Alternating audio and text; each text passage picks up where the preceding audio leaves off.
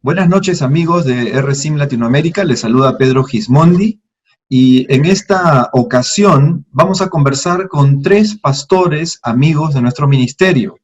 Nos acompañan en esta ocasión el pastor Cristian Schelge, pastor asistente de la Iglesia Camino de Vida en Surco y también presidente de UNICEP. Asimismo también nos acompaña el pastor Javier Cortázar, quien es pastor titular de la Iglesia Alianza de Monterrico y también miembro de la Junta Directiva de LED, de las Iglesias de Lima El Encuentro con Dios. Y también nos acompaña el pastor Manuel Castillo, pastor titular de la Primera Iglesia Bautista de Lima y asimismo presidente de la Asociación de Iglesias Bautistas de Lima y Callao. Muchísimas gracias por su presencia y bienvenidos. Pueden dar un saludo. Bueno, muchísimas gracias, Pedro, por la invitación, y es un privilegio, un honor compartir este momento con Pastor Javier y Pastor Manuel. Gracias por invitarnos. Gracias, Pedro, también por la invitación. Siempre es muy sabio y oportuno compartir con pastores como Cristian, Pastor Manuel, y buscar entre todos la guía del Señor en estos tiempos tan particulares, ¿no?, de desafío. Así que creo que es muy enriquecedor el poder compartir, escucharnos unos a otros. Así que saludos y Dios nos bendiga. Gracias, Pedro, por esa convocatoria. Realmente es refrescante poder encontrar por estos medios a colegas que estamos sirviendo, estamos en la brecha. Que Dios bendiga este encuentro y esta reunión, esta conversación. Amén. Muchas gracias a los tres. Y quizá para comenzar nuestra conversación, definitivamente estamos viviendo una situación muy delicada, muy complicada, y nos ha forzado a cambiar a todos nuestros hábitos, nuestros trabajos, nuestras rutinas. Y quizá quería preguntarles cómo están cada uno llevando su vida de iglesia, ¿no? ¿Cómo están haciendo iglesia? Quisiera preguntarles cómo ha afectado esto su vida de iglesia. Entonces comencemos, Cristian, Javier y luego Manuel. Bueno, como tú estás mencionando, un tiempo difícil, nos tomó por sorpresa a todos. Nadie se dio cuenta que esto venía, a pesar que las noticias ya estaban siendo difundidas por otros países, como la forma como llegó al Perú y las decisiones que el gobierno tomó aquí. Creo que nos puso a todos, iglesias grandes y pequeñas, en una misma planicie con relación a la vida de la iglesia. Para nosotros en Camino de Vida la primera semana fue confusa. Recordaremos que las decisiones que el gobierno tomaba eran cada hora, iban cambiando, no se sabía mucho. Cada momento iba haciendo algo más a las restricciones que se venían dando. Y esa semana fue confusa, pero buscamos al Señor. Tuvimos varias reuniones por medio de esta herramienta Zoom. Y a partir, yo digo, del día 10 ya comenzamos una vez más a estabilizar lo que es la vida de la iglesia a través de usar herramientas digitales. Físicamente era imposible hacerlo, ¿no? Entonces, yo creo que las herramientas digitales nos han ayudado muchísimo a que la iglesia siga activa. Como dijimos, solo se ha cerrado el templo. La iglesia no se ha cerrado, la iglesia sigue funcionando. Javier. Sí, yo comparto la misma visión de Cristian. Yo creo que lo primero fue lo abrupto del corte, ¿no? Nadie se esperaba esto y de pronto a la noche a la mañana todas las iglesias nos quedamos sin cultos, sin reuniones, no sin cultos solo, sino quedamos sin ninguna actividad de la iglesia. Y de pronto eso abrupto obviamente significó un acomodamiento, una adecuación y entender qué es lo que Dios quería que hagamos. Creo que la forma en que nos ha guiado el Señor a hacerlo ha sido que cada semana hemos estado los pastores de Lima El Encuentro con Dios reuniéndonos por medio online, y eso ha permitido que entre todos compartamos ideas y criterios de cómo encarar la crisis y dar ánimo y dar dirección a pastores, porque algunas iglesias han sido mucho más afectadas que otras, porque habían iglesias que ya habían avanzado, habíamos avanzado en el área de comunicaciones, tecnología, comunicaciones online, y otras que no habían hecho nada o poco. Entonces, algunas se vieron más afectadas que otras. Pero creo que en general, la prueba esta, ¿no?, como iglesia nos ha llevado a dos cosas, ¿no?, generales. Uno, entender que esta prueba Dios la manda porque para depuración de la iglesia misma. Esta es una prueba que a la iglesia la pone en crisis, a la misma iglesia del Señor, no hablemos del mundo. Y esa crisis lleva a cuestionarnos y a llevarnos a buscar al Señor y a buscar respuestas. Y dos, la prueba para el mundo. Es decir, la gente no creyente de pronto se quedó sin trabajo, sin todo lo que era su seguridad y su confianza. Y también la iglesia hemos tratado de mirar esto como una necesidad de llevar el mensaje de esperanza a la sociedad.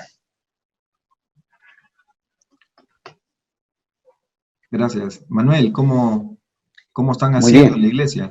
Bueno, creo que el común de esta respuesta es que a todos nos agarró por sorpresa. Sin embargo, en mi manera de interpretar, la iglesia, esta es una enseñanza porque esto nos dice que la iglesia no estaba preparada. Como lo interpreto, usando la ilustración del oro y del águila, creo que de alguna manera, y hablando por la primera iglesia, estábamos en una jaula de confort, recibiendo enlatados espirituales cada domingo, donde repetíamos como loro el mismo canto o cantos variados, pero repetíamos de memoria algunos textos. Pero cuando nos llegó esta pandemia, nos puso a prueba el Señor. ¿Hasta qué punto lo que recitaba de memoria de la Biblia lo estás usando ahora que nos toca pisar tierra? Yo creo que, y quiero ver el lado positivo de todo esto, la iglesia está repensando la manera como ha venido trabajando, sirviendo, usando todo lo que Dios nos dio, y la conclusión para mí es que la iglesia perdió la perspectiva. El Señor nos mostraba cada día su escenario, y fíjense que esto no es aquí, esto es mundial. Yo creo que la iglesia local, regional y mundial está repensando, está tomando en cuenta que nos desviamos del cauce. Internamente, obviamente, no sé si sucede en sus iglesias, pero los cultos de oración eran los más débiles. Hoy, los cultos de oración virtual, si antes reuníamos a 30 los jueves, hoy se reúne una cantidad que ya hemos perdido el número, porque no solamente son los que fungen como miembros de la iglesia, sino hermanos y personas, vecinos, familias que se unen al amén en cada momento de oración, que ya no es un día. Y qué interesante, ¿no? Qué interesante que los tiempos de oración ahora son todos los días, en las casas, como dice Hechos 2:42. En cuanto y obviamente las redes sociales nos han servido como un asistente tremendo. Los domingos, obviamente, me imagino que ustedes lo están haciendo, tenemos el servicio dominical, o mejor dicho, la predicación central. Pero en mi experiencia, yo le doy gracias a Dios porque la predicación no es más una predicación solamente buena hermenéuticamente hablando, sino que estamos encarnando el Evangelio. Estamos viviendo esta crisis para encarnar el Evangelio. Y sobre eso quiero compartir un poquito más adelante. Una gran preocupación del liderazgo de la iglesia es que las finanzas están tocadas. Porque aquellos que eran fieles aportando, muchos de ellos han perdido trabajo. Muchos de ellos no están trabajando, muchos de ellos están siendo despedidos de sus empleos. Entonces, esta es la manera como en medio de esta cuarentena la iglesia está llevando está enfrentando la crisis. Gracias, Manuel. Y eso me lleva a una segunda pregunta que quería hacerles, y es ya un poco más en lo personal, ¿no? En su ministerio pastoral, ¿no? ¿Qué es lo más... el más grande desafío que están teniendo en este momento ministerialmente cada uno de ustedes? Creo que es una muy buena pregunta. De hecho, hoy estamos hablándole a una pantalla de teléfono, ¿no? Nos estamos explicando una pantalla de teléfono. Y el gran desafío, creo que como siervos, como mensajeros de la palabra, es mantener esa conexión con la gente que está al otro lado, ¿no? Porque en el templo los veíamos, y en el templo teníamos ya un patrón, un sistema reconocible, ¿no? La gente sentada frente a nosotros, sabíamos cuándo acababa, cuándo terminaba. Hoy en día estamos confiando en Dios, lo que está sucediendo detrás de la pantalla. Y de hecho las conductas de comportamiento de la gente frente a una pantalla son diferentes a las de la persona físicamente en un templo. Entonces esto tiene que ver mucho con los horarios de transmisión, con el tiempo de duración de la transmisión y sobre todo con el mensaje de la transmisión, porque Nuestro mensaje, como dice el Pastor Manuel, tiene que ser un mensaje relevante, no tiene que ser un mensaje solamente de conocimiento intelectual, bíblico, doctrinal, sino tenemos que llegar a lo que la gente hoy en día está viviendo. Y ojo, como dijo Pastor Manuel, hay mucha gente que se está conectando a los servicios online que no venía a la iglesia. Porque si de una casa venía una o dos personas, hoy en día, cuando está la transmisión, están todos sentados en la sala. Entonces es la gran oportunidad de la iglesia de poder llegar a más gente, de poder tocar el corazón de estas personas que puedan conocer a Cristo, ¿no? Entonces yo creo que el desafío que tenemos es poder mantener esa conexión viva con la gente, esa transmisión, impartir a través de los medios, y que no solamente sea hablarle a una cámara o del otro lado que vean un programa de televisión, ¿no? Gracias, gracias, Cristian. Yo creo, Pedro, que uno de los desafíos más grandes que estoy teniendo, y creo que todos lo tenemos, es que realmente no estamos en una interrupción de actividades de la iglesia solamente, sino que es mucho más. Realmente esto nos está obligando a tener un cambio de la visión en muchos aspectos. Algunos hablan de un cambio de paradigma, ¿no? De cambios en la estructura de la misión de la iglesia. La misión es incambiable. El evangelio, la evangelización, la predicación de Cristo, etcétera. El mensaje no cambia, pero la estructura de la misión, a través de la historia del cristianismo, uno ve que ha sido constantemente sujeta a cambios radicales por diferentes situaciones, diferentes causas de crisis en la historia de la iglesia. Y las crisis han marcado, como en Hechos de los Apóstoles, cada crisis marcando una etapa nueva de crecimiento, desarrollo, con una visión renovada de la iglesia. Yo veo tres cosas, por ejemplo, en las que Dios nos está empujando a todos a hacer cambios, ¿no?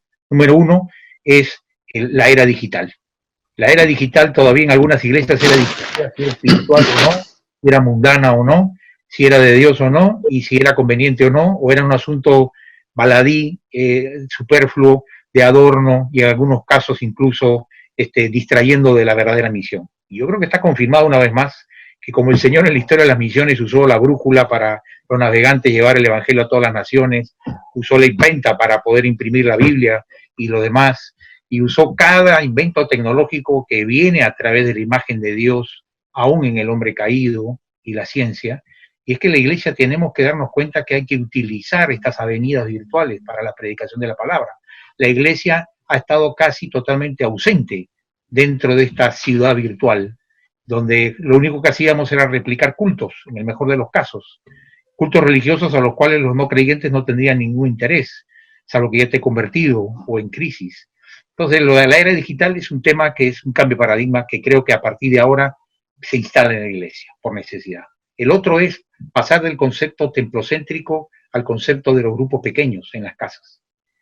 Los templos son necesarios. En América Latina hace falta la presencia física y una plataforma material de reunión y convenciones, pero como plataforma de la misión, no como centro de la misión. Y hemos vuelto, creo yo, a las casas y a los grupos pequeños y a las familias, sí o sí, guiados por el Espíritu Santo. Entonces, de pronto ahora hablamos de las familias y las iglesias en las casas, como en Hechos. Yo creo que ese enfoque en las casas, en los grupos pequeños, y dejar todo lo que es actividades, eventos y cultos en el templo, es otra de las miradas que tenemos que repensar como iglesia a partir de ahora, para no volver a la antigua normalidad, sino a una nueva normalidad, ¿no? Y el tercer aspecto que creo clave también en este punto es el hecho de la compasión, ¿no?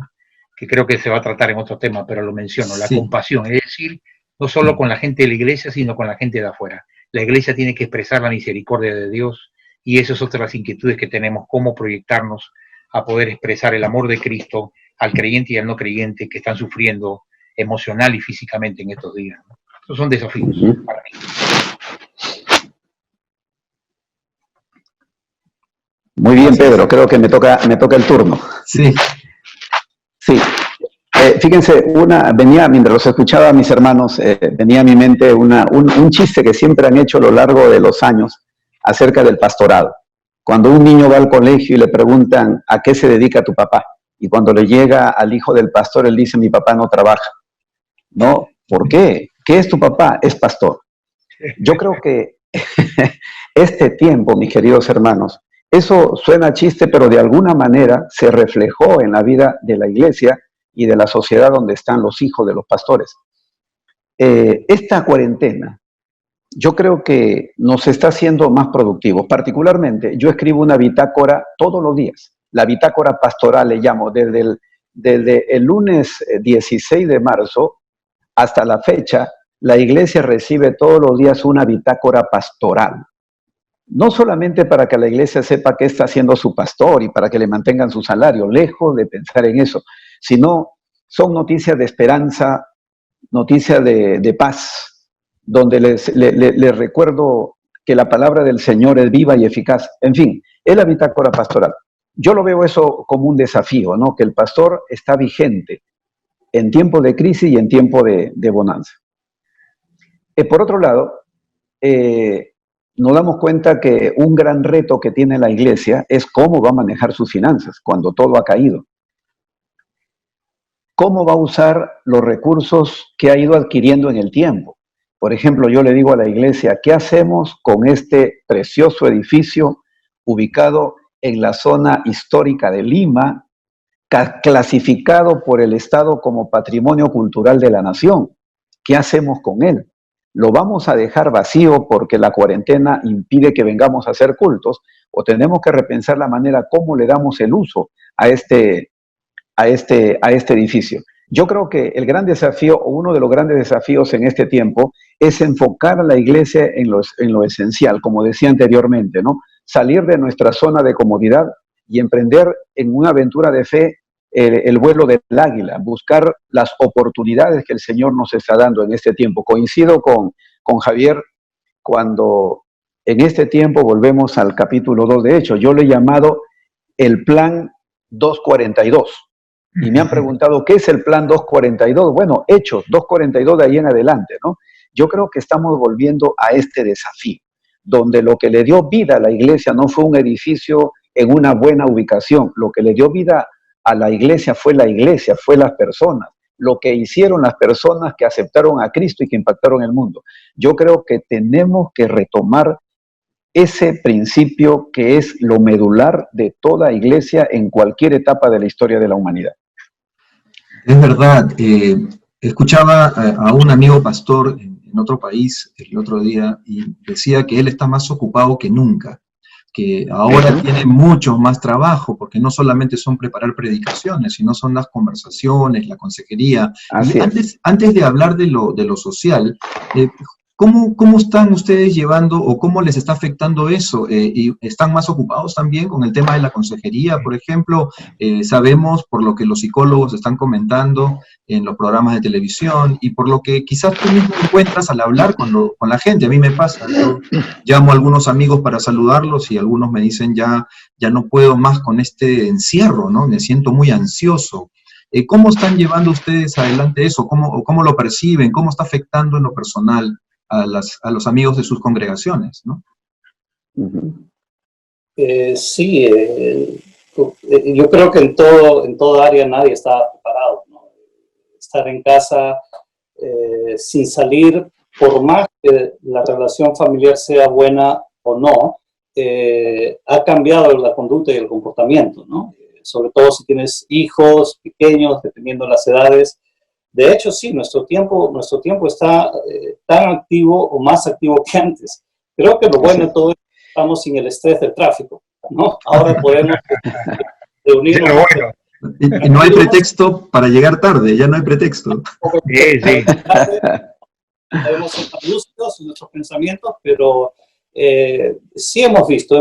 De hecho, hay una estadística que tenemos a través de la Policía Nacional que, si bien es cierto, el índice de la criminalidad en las calles obviamente ha bajado por el tema de la cuarentena, pero ha subido lo que es la violencia familiar, los conflictos familiares, las denuncias acerca de estos conflictos en los hogares ha subido un 40% en este último tiempo, ¿no? Entonces, creo que tenemos un gran desafío en poder, no solamente nosotros como pastores, sino capacitar a cada miembro de nuestra iglesia a que pueda ser también un consejero a los suyos, a su barrio, a sus allegados, porque antes esto estaba un poco limitado, ¿no? Era como que la iglesia se sentaba, la mayoría quizás de los miembros se sentaban, escuchaban el servicio, se alimentaban, se llenaban y regresaban a su vida cotidiana. Hoy en día, cada creyente tiene que activar su vocación, su llamado, son portadores de esperanza, mensajeros de esperanza, y yo creo que la iglesia está más activa que nunca, ¿no? Amén. Sí, yo comparto la misma idea, ¿no? Yo creo que como algunos pastores me han comentado, estamos 2 o 3 veces más ocupados que antes todavía. Porque antes tú podías trabajar mucho en la oficina, en la iglesia, en reuniones, donde sea, y después te ibas a tu casa. Y se supone que en tu casa se hacías un corte entre lo que era la actividad laboral y la familia. Hoy no tenemos dónde salir del trabajo, porque el trabajo se hace en casa. ¿A dónde te vas? No puedes salir. Así que pasa eso de que pastores me dicen, Pastor Javier, y lo llamo por teléfono porque sé que está en su casa y no puede salir. Es decir, estamos condenados de todas maneras a todo el tipo de reuniones, trabajo, ya no hay compromisos, viajes, otras reuniones, cosas que puedas tú estar cortándote de reunión. Entonces hay una, yo diría, hay una abrumadora lluvia de demandas y pedidos de diferentes áreas, de pastores, de iglesias y de hermanos y del ministerio que definitivamente están creando una situación de presión emocional a la familia pastoral y a la familia en general. Porque no olvidemos que es muy lindo estar en casa con mi esposa, estamos felices de estar los dos juntos, a pesar que estamos bien ocupados en la iglesia, nuestros 3 hijos ya casados, estamos los 2 solos en casa, pero siempre falta algo, porque no olvidemos que Dios nos hizo seres relacionales. Entonces, eso significa que cuando se nos quita la dimensión social y relacional con el prójimo, con los amigos, los hermanos, etcétera, algo del andamiaje social afecta a nuestra estructura emocional. Dios nos hizo seres comunitarios, como Dios es comunitario entre personas, como todos sabemos. Por lo tanto, ese reflejo comunitario de Dios en nuestra estructura emocional está en las relaciones con los demás. Al limitarse tanto, hay algo en ese juego del ego, que es nuestra estructura emocional, que creo que se afecta, definitivamente. Así que yo estoy muy feliz con mi esposa y aquí en casa juntos, pero definitivamente perdemos algo de esta dimensión interrelacional que Dios ha puesto e incrustado en la imagen de Dios en el hombre y en la mujer. Así que ahí hay una afectación definitiva, por más feliz que estés en tu casa. Si quieras o no, eso afecta a todos. Entonces, obviamente, si tu familia anda bien, esto afecta en un sentido, pero tiene la estructura, la buena relación con la esposa y los hijos. Pero si tu relación familiar ya andaba mal y el trabajo era la excusa para huir de casa y poder sobrellevar la crisis interna de la mejor manera, pateando el problema para el siguiente día, hoy esas familias con conflictos no tienen a dónde huir. Así que la agudización de los conflictos ha sido muchísimo más dramática. Y por eso vemos que hay feminicidios, violencia, gente que dice ha aumentado la venta de bebidas alcohólicas, gente que está tratando de ocultar sus vacíos. Así que yo veo que esto sí está afectando a la iglesia, al mundo, a la familia en general, y hay una gran oportunidad y necesidad en medio de la cuarentena, en medio de la crisis y después de ella, de mucha gente buscando con hambre espiritual a Dios, buscando respuestas. Y ahí la iglesia tenemos que tener respuestas, y no solo respuestas religiosas, en términos de jerga evangélica, sino en términos entendibles para la persona no creyente y que vea en Cristo una esperanza para la vida y para la familia, ¿no? Yo veo, sí, la importancia de escuchar a la gente. A veces veo tantos mensajes que damos los pastores y la gente se sienta a ver la pantalla y recibir devocionales, prédicas, cursos, etcétera, todo muy bueno. Me pregunto, ¿cuándo nos sentamos a escuchar los pastores a la gente? El otro día un grupo de líderes de mi iglesia le invité a escucharlos y los hice hablar a ellos, pareja por pareja, sobre un texto bíblico y cómo se sentían. 2 horas, sin parar, contando cómo se sienten. Y me parece que en este tiempo la pastoral pasa no solo por hablar, enseñar, sino por escuchar lo que la gente siente en la iglesia para ser más sabios y eficaces en responder a sus necesidades, ¿no? Bien, yo creo que este tiempo es un tiempo donde estamos invirtiendo o hemos empezado a invertir nuestro tiempo en un área que antes estaba prácticamente en descanso. La consejería ha abundado, particularmente desde que comenzó la cuarentena, tuve que solicitar mi permiso, mi salvoconducto, porque aunque esto responde un poquito a la pregunta número 4, nosotros como iglesia tenemos aquí un albergue que le hemos llamado Ministerio de Amor. Y como tal, ellos se han convertido en los dueños de esta casa. Los miembros de la iglesia, titulares, los que aman tanto las paredes de este edificio, resulta que no pueden venir. Y los que de alguna manera en un comienzo fueron rechazados, hoy son dueños de este edificio porque viven aquí. Entonces, estoy permanentemente yo le llamo en mi centro de operaciones, estoy en este momento en mi oficina, y desde aquí trabajo con mi esposa, ella me hace el trabajo, le envío por el correo, las redes sociales, la tengo trabajando, de manera que cuando yo llego a las 5:30 a casa, estamos en una comunicación bien interesante, lo cual nos permite este chance, ¿no?, de que el nido quedó vacío, estamos ella y yo, y nos sintonizamos, hermano, de una manera que yo le doy gracias a Dios, donde tengo una secretaria que no me exige que le aumente el sueldo, pero trabaja mejor que cualquiera que gana un buen salario, ¿no?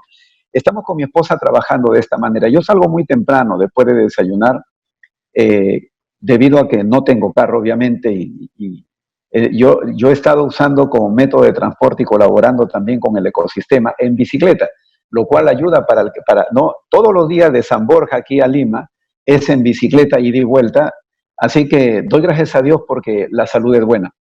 Y todo esto, hermano, me permite ver la calle, tener contacto con la policía, tener contacto con el ejército, tener contacto con la gente.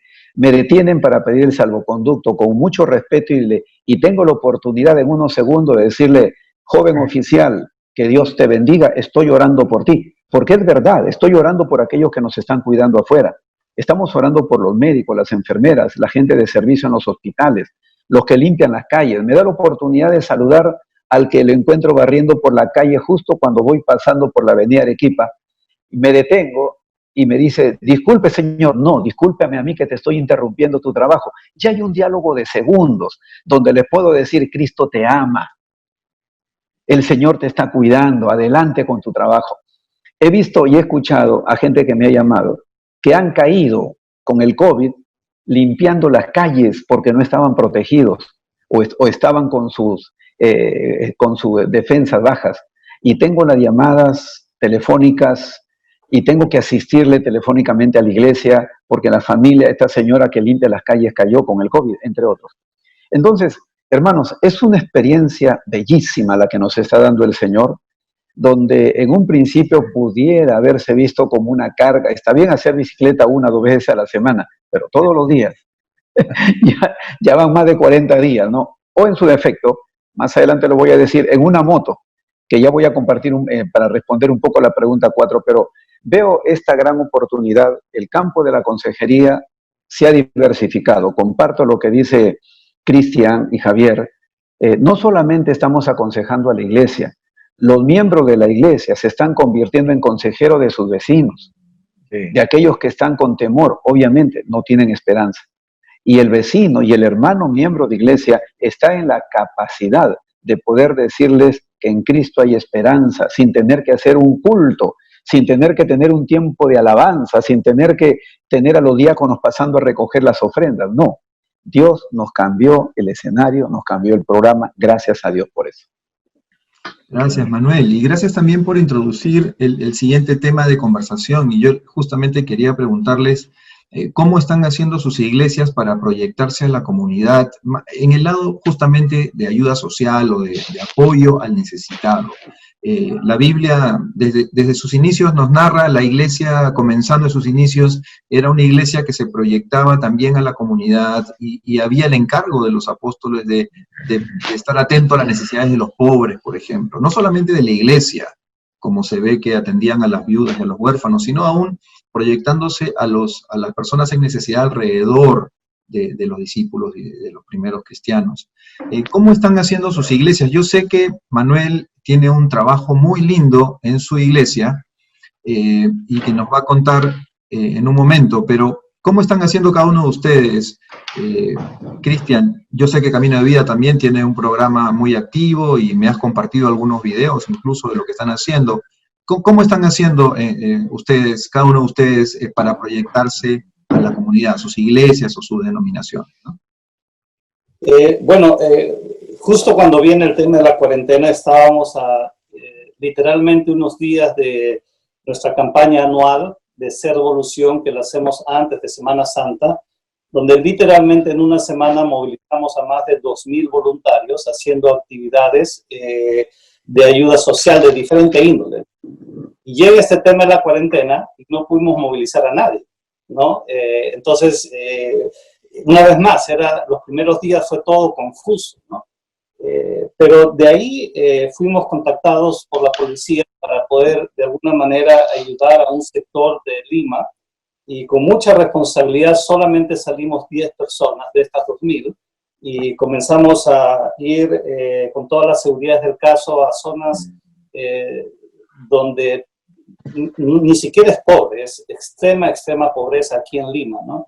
Entonces, hemos podido con limitaciones seguir ayudando, pero conforme pasaban los días hemos podido también animar a que la gente de la iglesia no se limite por lo que está sucediendo, por decir que puede identificar a alguien en su cuadra. Si hay una persona de la tercera edad que vive sola, que puedan ayudar a hacer una compra a la bodega, traerle cualquier cosa que uno pueda hacer por su prójimo, ¿no? El prójimo, ¿no? No necesariamente tiene que ser una persona de extrema pobreza, puede ser la persona que, como Manuel dice, está limpiando la calle, darle una limonada, un sándwich. Se trata de una pasión interna, ¿no? Poder servir a los demás, poder suplir la necesidad, poder decirle Dios te ama, no solamente con palabras, sino con un gesto, es algo que está en nuestra mente. Entonces, no desaprovechamos ninguna oportunidad por ayudar a los que lo necesitan, ¿no? De hecho, estamos haciendo todo lo que podemos con lo poco que tenemos, confiando en que Dios lo va a multiplicar, y estamos viendo su mano poderosa que nos está sorprendiendo a nosotros, de la cantidad de gente que hemos podido ayudar con algo simbólico, significativo para sus vidas también. Sí, comparto el sentir de Cristian. Yo creo que algo marcado en este tiempo de prueba ha sido que el Señor ha puesto en los corazones de todos, los pastores, los líderes, creo, esta carga de compasión, ¿no? Por el necesitado espiritual, emocional y material también, por supuesto, con la ayuda social. Y yo creo que allí uno ve claramente este sentir del Señor reflejándose en su iglesia, ¿no? Hacia la ciudad. Y yo veo que hay 3 áreas de ayuda social donde hemos estado desarrollando y he tenido la carga de ayudar. Primero, en el ámbito de la comunidad en general, a través de Prosanar, una asociación sin fines de lucro, trabajando con la Alianza, hemos podido, junto con el Colegio Gutenberg, el poder canalizar la entrega de miles de bolsas de alimentos en toda la zona del Cono Norte, en Caraballo, Comas, El Agustino, etcétera, en donde hay un padrón de familias establecido, de gente que necesita ayuda y que periódicamente le estamos alcanzando alimentos y ayuda material.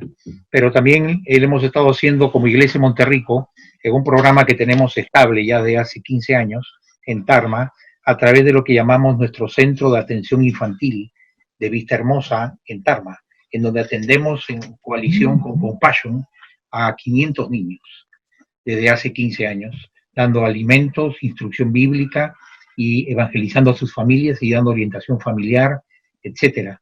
Y el impacto de esto es que hemos visto que en estos años es que algunos niños que llegaron a 5 o 6 años de edad hoy son líderes del movimiento en el albergue y son además pastores en el seminario, preparándose. Y es conmovedor ver el fruto de estos niños que se convirtieron ellos y sus padres, son parte de la iglesia y ahora son parte líderes en este trabajo de compasión con las familias que están llegando allá en Tarma. Pero también hemos visto la necesidad del otro frente de las familias de las iglesias, como decía Cristian, ¿no? Muchas familias de nuestras iglesias se han quedado sin trabajo, les han reducido el sueldo, han entrado a suspensión perfecta, han entrado a de pronto mandarlos de vacaciones sin goce de haber, una cantidad de necesidades en familias de la iglesia. Y también tenemos un frente interno de atención a las familias de nuestra iglesia en Monterrico, ayudándoles con bolsas de alimentos durante toda esta crisis. Y otro frente que vemos es el área que a veces pasa por desapercibido, pero que también hay sufrimiento en estos días, es las familias pastorales. Estamos captando y detectando familias pastorales que de pronto se ven con reducidos a un enorme recorte en todos sus ingresos que sostenían su familia con niños. ¿Y quién ayuda a los pastores? A veces la misma iglesia de la que son pastores no puede hacerlo, o no tiene los medios, aunque tenga el sentido de hacerlo. Así que estamos viendo cómo organizarnos para apoyar a algunas familias pastorales de las iglesias en Lima, para poder ayudar a alcanzarles apoyo, alimentos en este momento de necesidad. Creo que tenemos una tremenda tarea que hacer en el aspecto de la compasión, de la necesidad, y obviamente tenemos que multiplicarnos para poder dar. Aquí la palabra dice, parte tu pan con el necesitado, y haciéndolo sacrificialmente, porque lo más valioso que tiene una institución es la persona, como el Señor nos ha enseñado, ¿cierto? El hombre vale más que el día de reposo, decía el Señor, y eso implicaba tremenda contraste entre la estructura institucional religiosa, fría, sin compasión, con la visión de Dios de ver al hombre como el objeto y el centro de su atención en la misericordia en Cristo Jesús. Y eso tenemos que reflejarlo como iglesia, y creo que la iglesia del Señor, como estamos escuchando, se está multiplicando en esta acción de compasión a los necesitados de distintas maneras. Me alegra escuchar, Javier, el esfuerzo de tu iglesia y de tu denominación para alcanzar, también preocuparse por el pastor en necesidad. Justamente escuchaba, conversaba el día de ayer con una persona y hablábamos de justamente el impacto de la crisis en las iglesias más pequeñas, donde de pronto no hay ingresos, no hay diezmos, y el pastor es obviamente el principal afectado, ¿no? Me alegra mucho escuchar eso. Y Manuel, quería que compartas un poco más acerca de lo que estás haciendo. Sí, Están haciendo un trabajo precioso en tu iglesia, atendiendo a personas. Cuéntanos más de lo que se hace, por favor. Permítanme hacer un poquito de historia brevemente, ¿no? Hace 3 años y medio, cuando yo llego aquí a la iglesia, empecé a trabajar con la iglesia acerca del propósito de la iglesia, bíblicamente hablando.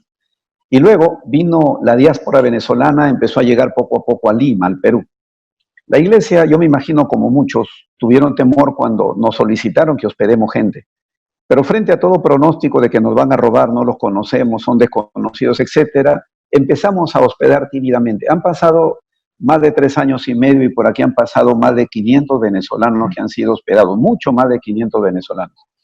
Ahora entiendo que el Señor solamente nos había mostrado la punta del iceberg. Hace pocos días, cuando estábamos repartiendo canastas, bolsas de víveres a una gran población que se enteró que estábamos ayudando y nos tocaron la puerta por la calle Huancayo, llegó la policía. Y la policía, yo salí a hablar con ellos, les dije qué es lo que estábamos haciendo. Inmediatamente policía y ejército se puso a mi lado para apoyarme en la seguridad. Pero yo sentí, hermanos, en ese momento una inspiración que no era mía, obviamente. Estaba acostumbrado a predicar desde el púlpito cada domingo. Mi púlpito se convirtió en la calle. Y se me ocurrió, yo digo ahora, les confieso, hermano, con todo mi corazón en el espíritu, ¿no? Yo le dije a la gente, ¿a quién ayudo primero? Porque habían venezolanos y peruanos. Había gente que estaba con su escobita barriendo la calle, obviamente paisanos nuestros, que escucharon y se unieron a la fila, a la cola. Yo le digo, ¿a quién ayudo primero? Y la gente se miraba entre ellos. Y a un señor que se adelantó y me dijo, soy soldado de la República, obviamente un señor, me imagino, un licenciado del ejército. Yo le dije, bueno, acá hay una respuesta, ¿a quién ayudó primero? Y me dio la oportunidad de recordarle a todo ese grupo de gente que esta pandemia no respeta bandera, no ha respetado fronteras, violó lo que Donald Trump quería hacer allá de separar con un muro a México de Estados Unidos, no respetó país grande ni chico. Y yo le dije, aquí no hay peruano ni venezolano, acá hay hombres y mujeres creados a imagen y semejanza de Dios, así que vamos a ordenarnos y en la medida que alcance les vamos a dar. Y vamos a comenzar por los más vulnerables, mujeres embarazadas que tenían a niños en brazos, que venían y se acercaban, pastor, mis hijos no comen hace 2 días, les estoy dando agua con azúcar. Y la policía me ayudó. Hermanos, y mientras decía estas cortas palabras, pero con todo mi corazón, y yo le llamo a esto encarnar el evangelio, la policía y el ejército y la gente en un solo coro, como si alguien les hubiese ensayado, decían amén, amén. Y después de esto nadie dijo a mí primero, sino que todos siguieron un orden. Bueno, nosotros aquí, hermanos, ya desde hace 3 años y medio tenemos un albergue un refugio que le hemos llamado Ministerio de Amor, donde la palabra tiene sentido, ¿no? Porque ministramos a la gente en sus duelos. Hasta la fecha, he bautizado a más de 50 venezolanos que llegaron sin Cristo. Pero lo interesante de todo esto es que en este momento, en la cuarentena, desde el 16 a la fecha, donde todos los que están hospedados acá no pueden salir a trabajar, ya no tienen ni un sol. Gracias a Dios y a algunos socios con los cuales estoy trabajando, les podemos dar desayuno, almuerzo y cena. Pero el toque de puerta y el llamado al teléfono es incesante. Entonces salimos todos los días, hermanos, repartiendo 100 almuerzos que preparamos acá. No tenemos para más, nos gustaría tener más. Y salgo, por un lado, en bicicleta y tengo a un héroe venezolano, un jovencito de apenas 24 años, que sale en su moto lineal cargado con una canasta de alimentos y él tiene ya los lugares donde vamos a repartir a San Martín de Porres, a Breña, inclusive a San Isidro, donde hay gente que está necesitando. Y esto es todos los días, hermano, todos los días. En otro momento salgo en moto a buscar medicina en una farmacia y luego estamos entregando la medicina a gente que tenía varios días, son diabéticos y están muy enfermos. Dios nos cuida, obviamente, tomamos todas las medidas necesarias y luego, pues, como le dije, no, hemos repartido 250 canastas de víveres. La gente me sigue llamando, le digo, lo siento, no tengo más, estoy buscando recursos. Y si ustedes saben quién nos puede apoyar, hermanos, tenemos una lista, hemos empadronado a más de 500 familias, que si lo multiplicamos por 3, pues son más de 1.500, se acercan ya las 2.000 personas que están esperando porque nosotros le digamos, ya tengo, venga. Ayer, o me ha llamado insistentemente un joven padre de familia, me dice, pastor, perdone la molestia, ¿ya tienen algo para ayudarnos? Desde la semana pasada le digo, todavía no me molesta tu llamada, llámame todos los días. El domingo en la noche me llama y me dice, pastor, perdone, pero aquí tengo a mi hija llorando, a mi niña llorando, les estoy dando agua con azúcar, pero le duele la barriguita, mi esposa está embarazada, pastor, por favor, ayúdeme. Hermano, no tenía, yo le dije, mira, fulano, mañana te espero a las 10 de la mañana allá en la iglesia. El hombre estuvo aquí desde las 9. Yo estuve comprando algo por ahí para hacerle una bolsita a él, por ahora a él. No tenía para más. Él esperó, pero él me contó y me dijo, pastor, después que hablé con usted el domingo en la noche, que eran como las 10 de la noche, nos abrazamos,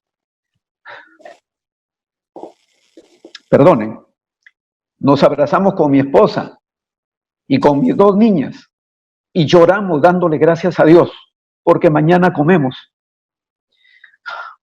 Hermanos, miren, esta es la realidad. Y la iglesia tiene que moverse, hermanos.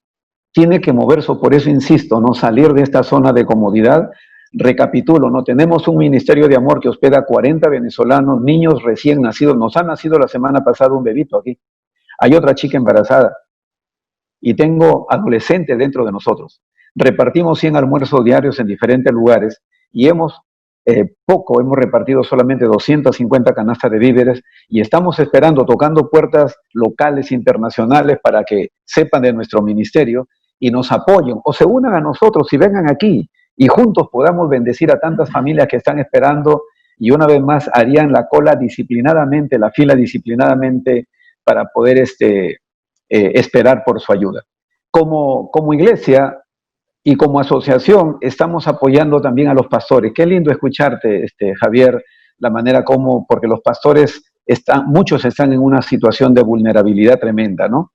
Hemos podido dar algunas ofrendas y esto nos hace repensar nuestro ministerio, ¿no?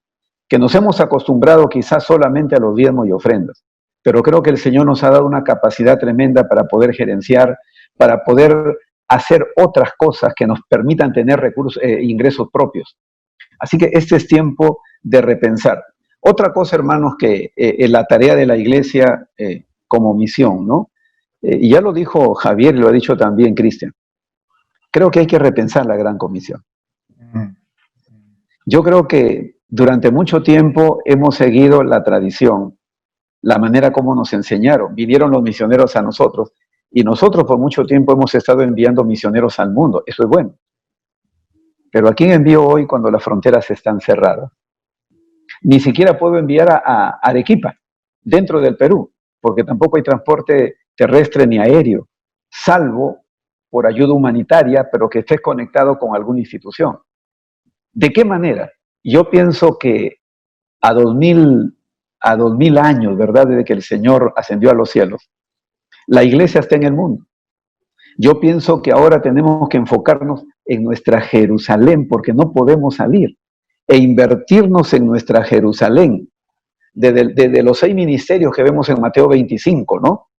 Alimentar al que tiene hambre, darle agua al que tiene sed, hospedar al que no tiene techo, vestir al desnudo, visitar al enfermo y visitar al que está en la cárcel.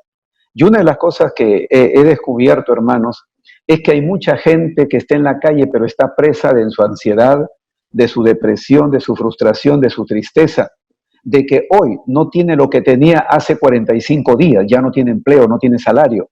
Esos están presos en una ansiedad tremenda. Y el Señor nos está dando la oportunidad de darles esa libertad y esa esperanza que hasta hoy no la tienen. Entonces, hermanos, desde el punto de vista de lo social, esto es lo que la iglesia está haciendo.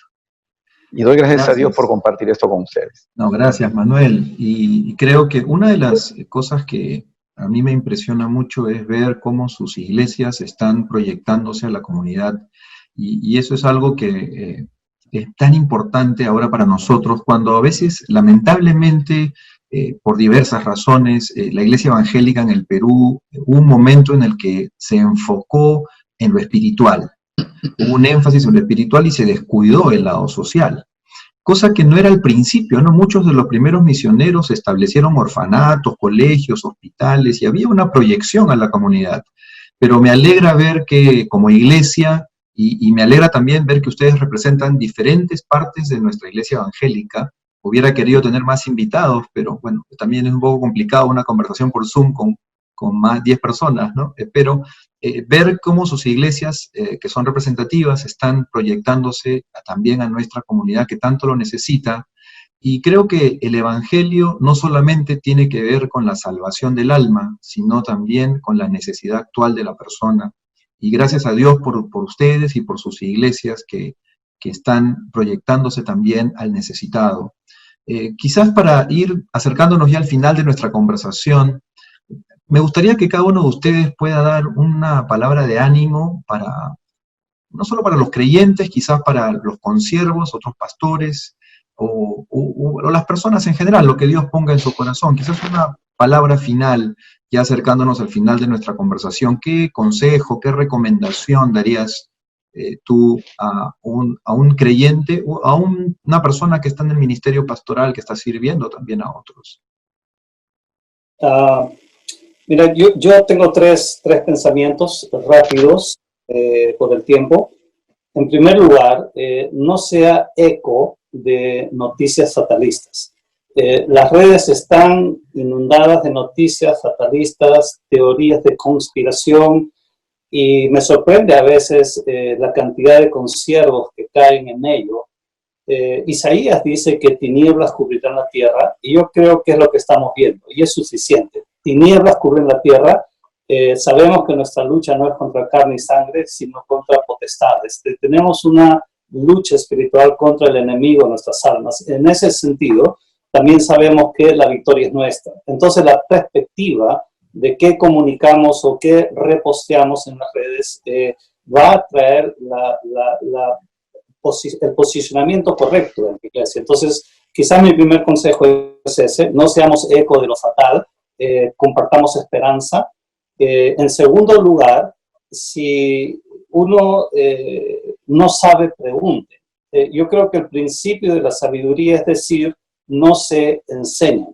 La Biblia lo dice, ¿no? El que es falto de sabiduría, pídale a Dios. Y en este caso, podemos pedirle a Dios que nos dé sabiduría, pero también podemos pedir entre nosotros esa sabiduría. Yo estoy aprendiendo muchísimo de lo que ustedes están hablando aquí, mi mente se está ampliando. Entonces, yo creo que estamos para eso, para compartir. No hay problema en no saber. Es más, nadie sabía cómo íbamos a salir adelante, y entre todos estamos aprendiendo y lo estamos haciendo, ¿no? Y en tercer lugar, no espere volver a lo mismo. No espere volver desde la cuarentena. Hay algunos pastores que dicen, ya, ¿cuándo pasa todo esto para regresar? Creo que ese mundo que dejamos ya no va a volver. vamos a tener un mundo nuevo entre lo digital y lo presencial, y ese es el gran desafío de la iglesia, poder hacer el equilibrio en estas dos formas de comunicación que vamos a tener. Gracias, Cristian. Gracias, Cristian. Yo coincido con lo que dices y también creo que hay otras inquietudes que tenemos que considerar, ¿no? Lo primero que a mí me llama la atención es que Dios con esto ha detenido a la iglesia, no solo al mundo, en todo su activismo. El Señor nos ha detenido en un freno de poder, paró todo. Al mundo, New York, París y la iglesia de Cristo en todo el mundo, en sus actividades. ¿Qué quiere decirnos con esto el Señor? Yo creo que hay un propósito detrás para la iglesia, aparte que para el mundo. Y obviamente el primer propósito es que, creo yo, no repitamos el activismo en nuestras casas o en esta nueva figura de la iglesia. Es muy fácil ocuparte todo el día en tu casa en cosas útiles y buenas y edificantes. Pero creo que el primer propósito que tiene la prueba esta que pasamos es que justamente nos detengamos de actividades.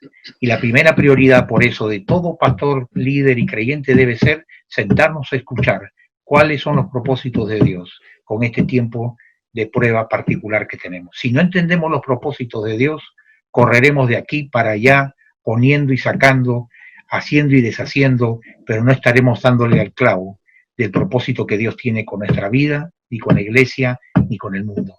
Así que yo creo que la primera tarea que tenemos que nosotros es fortalecer nuestro tiempo a solas con Dios, de oración intercesora, ya a afinar los oídos espirituales y escuchar la voz del Señor por su palabra, para no caer en un activismo proactivo, pero finalmente infructífero en los propósitos de Dios.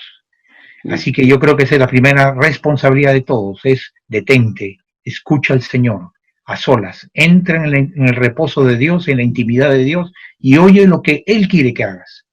Y sobre esa base, el segundo consejo, sabiduría creativa. Es decir, una vez escuchando qué quiere Dios que hagamos y qué no, y cuáles son sus prioridades, no las mías ni de la iglesia, enfoquémonos en ello. Y esto significa que hay cosas que hay que dejar de hacer, hay cosas que eran buenas pero no tan importantes, y hay cosas que nos parecían muy importantes y que realmente no lo son. Y que tendremos que poner prioridades nuevas en esta nueva agenda de la iglesia en los próximos meses y próximos años, creo. Y esa sabiduría creativa, como bien decía Cristian, yo creo que significa entender ese propósito y pasar todo el programa y organigrama y visión de la iglesia por el tamiz de los propósitos de Dios fresco que nos está mostrando, y por lo tanto hacer una liposucción de grasa de todo lo que puede ser activismo que ocupa, bonito, emocional, pero que no es realmente sustancial. No es por donde pasa la vida, ni el alimento, ni nutre a la iglesia, ni puede servir al propósito del reino de Dios en la tierra. Y lo tercero, yo creo que es, evidentemente estos tiempos son llamados al sacrificio, a un sacrificio de fe. Necesitamos una actitud de fe sacrificial, que se muestre en varias cosas prácticas. Por ejemplo, cuando el mundo teme, como bien se ha dicho, la iglesia tiene que ser valiente. Cuando el mundo se cuida y cuida a los suyos más, porque va a carecer de cosas, la iglesia reparte sacrificialmente. Cuando el mundo se protege a sí mismo, la iglesia, más que cuidarse a sí misma, cuida de los demás que están afuera. Y esto significa, me parece, una actitud de fe sacrificial en la provisión de Dios y pidiéndole a Dios que nos dé para dar más a la gente más necesitada. Yo creo que ahí con eso tengo suficientes desafíos por delante, por los cuales el Señor nos puede iluminar a todos a correr en estos propósitos de Dios, ¿no? Gracias, Javier. Manuel, tus palabras finales. Sí, como tú dices, ¿no? ¿Qué recomiendo? ¿Qué consejo le damos a la iglesia, a los consiervos? Yo creo que aquí quiero compartir un poco de quizás consejo, pero a la vez de pedido. Lo primero, como pastor, yo creo que debemos regresar a nuestra fuente de inspiración, la Biblia. De alguna manera, yo creo que esto ocurre en las diferentes instituciones. El pastorado ha caído en el terreno de lo gerencial, de lo administrativo, del plan, y hemos sido muy dogmáticos. Y de alguna manera, pues, hemos perdido ese escenario de Dios. Y creo que esta cuarentena nos debe llevar, esta pandemia que ha invadido el mundo, nos debe ayudar a nosotros a repensar si estamos en la brecha o somos profetas que damos palabra que no viene de Dios, que puede ser muy teológica, muy académica, muy de seminario, pero que realmente no es el propósito de Dios. Totalmente de acuerdo contigo, Javier, hermano Cristian, totalmente de acuerdo con ustedes. Es lo primero que yo digo, pastores, volvamos a la fuente de nuestra inspiración, a la fuente de donde el Señor nos llamó, nos sacó de detrás del ganado y nos puso en el pastorado, ¿no? Por otro lado, siguiendo en esta misma línea, tenemos que volver a eso que resumió toda la ley y los profetas, el primer y gran mandamiento, ¿no? Amar a Dios. Y el otro extremo es amar lo que Él creó, a nuestro prójimo. Poder servirle como Él quiere que nosotros le sirvamos. Y obviamente en esa misma línea están tantas ilustraciones en la Biblia, ¿no? Como el buen samaritano. Hoy, pastores, iglesias, tenemos que usar los recursos que tenemos. Sí tenemos recursos. La iglesia está dotada, por pequeña que sea. En primer lugar, está dotada por hombres y mujeres que han nacido de nuevo, y ahí tenemos el capital de Dios. Lo hemos tenido durante mucho tiempo acomodado en sus sillas, en sus bancas, escuchando el mensaje, han salido contentos, pero siguen viviendo su vida durante la semana. Bueno, ahí está el capital de Dios. El primer recurso de Dios son los miembros de iglesia que tienen que ser motivados, impulsados a la acción de Dios, no a la acción del pastor. Por otro lado, que la iglesia pueda usar los recursos. Miren, hermanos, si usted sale por la Plaza 2 de Mayo, allá hay una cantidad de conciudadanos que no se han ido a sus provincias porque no quieren caminar, no pueden caminar, porque no tienen el pasaje para irse. Y hay una cantidad de extranjeros esperando por ayuda. Hace pocos días salimos llevando comida. Pensábamos que iba a alcanzar, llevamos 50 tuppers y resulta que había más de 200. Y ahí no hay banderas que levanten, ahí todos están en necesidad. ¿Qué va a hacer? Al respecto, he hecho una convocatoria a la Asociación de Iglesia Bautista de Lima y Callao. Pastores, nuestros edificios, ahora que no están siendo usados para los cultos regulares, tenemos que ver cómo le servimos a esta cantidad de personas creadas a imagen y semejanza de Dios. Es ahí donde tenemos que acercarnos como el buen samaritano al caído. Y creo que nuestros templos podrían ser lo suficientes para poder albergar, servir como una tienda de campaña para que hagan su proceso de despistaje del COVID o de cualquier enfermedad. Asimismo, hermanos, estoy orando y aquí es donde les digo, les pido que me apoyen en oración. Seguramente ustedes saben que la obra bautista tiene una finca en Santa Eulalia. Esa finca tiene una capacidad para 300 personas aproximadamente. Últimamente, en noviembre, estrenamos la piscina, una piscina técnicamente hablando con toda la de la ley. La estrenamos con bautismos el 1 de noviembre del año pasado. Bueno, desde marzo está cerrada. Nadie la va a contratar, ni la contratará todo este año. Y estoy orando, hermanos, porque estoy en contacto con algunos amigos, colegas que nos ayuden para poder hospedar 300 personas allá. Obviamente hay que equipar con cámaras de seguridad, personal de vigilancia, alimentos, toda una logística, lo cual es obvio, pero no le tenemos miedo. Para eso el Señor va a abrir la ventana de los cielos. Yo creo que el Señor la va a abrir. Aquí es donde los líderes tenemos que romper esos paradigmas, desaprender algo, ¿no? Esto no se toca, esto es para la iglesia, sí, pero la iglesia el Señor la mandó al mundo. Y en el mundo están los enfermos que no tienen a Cristo. Entonces, es mi consejo, hermanos, es mi pedido que podamos nosotros, como iglesia, usar todo lo que Dios nos ha dado. Fíjense, hermanos, después del 10 de mayo, a partir del 11 de mayo, el presidente dijo, se acabó la cuarentena. Ahora cada uno, bajo su riesgo, va a hacer lo que tiene que hacer, pero desde el punto de vista mercantil, financiero, hay parámetros que van a cumplir. No todos los negocios van a abrir, pero la gente va a salir a querer vivir como antes. Según los pronósticos de la gente de salud, el 50% de los peruanos va a caer. El 50% de los peruanos, estamos hablando de 33 millones. Y hablan ya de los porcentajes de los que van a poder ser atendidos en los hospitales. Y ya el presidente dijo la limitación que tenemos en las camas de UCI.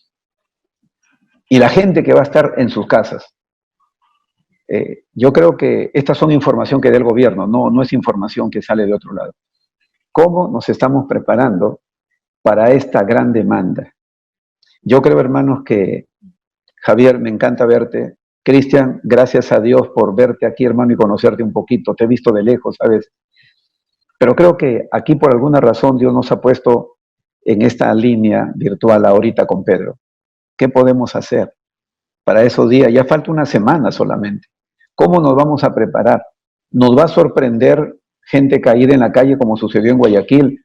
Yo llamé a Madrid a una psicólogo, una pareja de psicólogos que estuvo por aquí en nuestro Ministerio de Amor, que está en Madrid. Yo le digo, ¿es verdad lo que sale en las noticias, que la gente se muere en la calle? Pastor, me dijo, lo que dice la noticia no es nada. Sí, se está muriendo gente en la calle. Los hospitales van y atienden a la gente en la calle, porque ya no tienen capacidad. Entonces, yo creo que tenemos que mirar, como dice el refrán, cuando veas la barba de tu vecino arder, pon las tuyas en remojo. Yo creo, hermanos, que la Biblia habla más que ese refrán. Nos ha hablado desde hasta la saciedad y desde los evangelios, la manera como nosotros como iglesia tenemos que prepararnos para situaciones como estas. Gracias, hermanos, por este tiempo donde hemos podido compartir algunas ideas. Y bueno, este es mi consejo y este es mi pedido. Gracias, Manuel. Y realmente quiero agradecerles de todo corazón a cada uno de ustedes. Ustedes son amigos personales, pero también sus iglesias, sus denominaciones colaboran muy de cerca con nuestro ministerio, el Ministerio de Ray Zacarías, y quiero una vez más agradecerles por todo ese apoyo. Hemos hecho eventos juntos, hemos trabajado juntos anunciando el mensaje del Evangelio, y eso es lo que hacemos como ministerio, ¿no? Somos un ministerio evangelístico que usa la apologética y que junto con la iglesia vamos adelante llevando el mensaje, ¿no? Y pues es un honor y un gran gusto haberlos tenido esta mañana, este momento, conversando juntos, y vamos a poder compartirlo también a través de nuestras redes sociales para poder animar a los otros hermanos creyentes, otros pastores, consiervos, amigos también. Muchísimas gracias por estar con nosotros y sé también que están muy ocupados, así que los dejo ir. Muchísimas gracias y gracias, hasta Pedro. una próxima ocasión. Un abrazo, Gracias, Cristian. Pedro. Un abrazo, Manuel. Gusto saludarle. Un abrazo para todos los que hemos estado aquí. Que Dios nos guarde a todos.